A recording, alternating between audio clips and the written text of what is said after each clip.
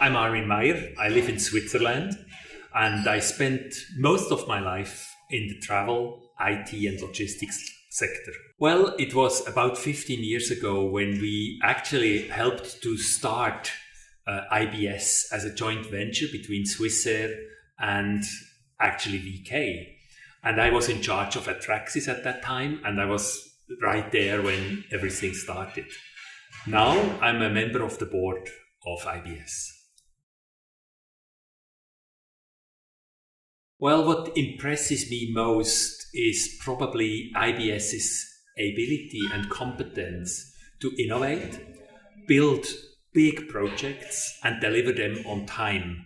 That's a strength which IBS can easily build on. But there are many others, of course, as well. Well, as a person who has spent most of his life in travel, I am actually keen about this sector. I like it, and it's a very interesting sector to be in for several reasons. First of all, it is an emotional business. Air transportation is still, despite the fact that there are big war games and price games and price wars going on, there is a huge amount of emotionality in that marketplace.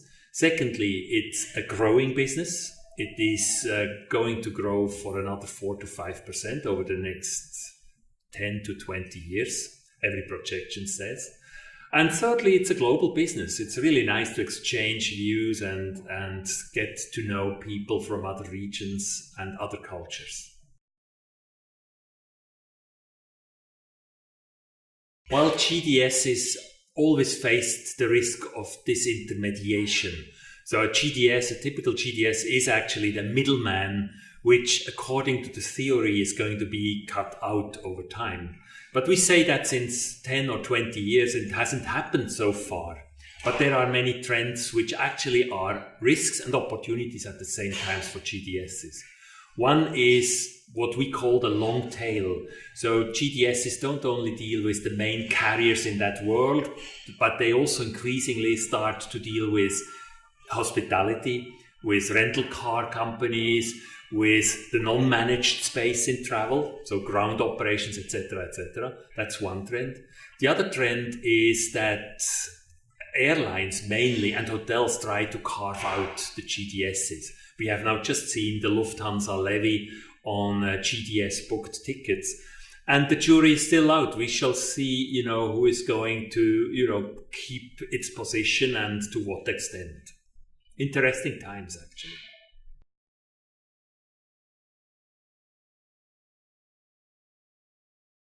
Well, through the fact that IBS is actually a product company and not just a service provider billing its hours to its clients, it has products to offer. And all these products are already new technology.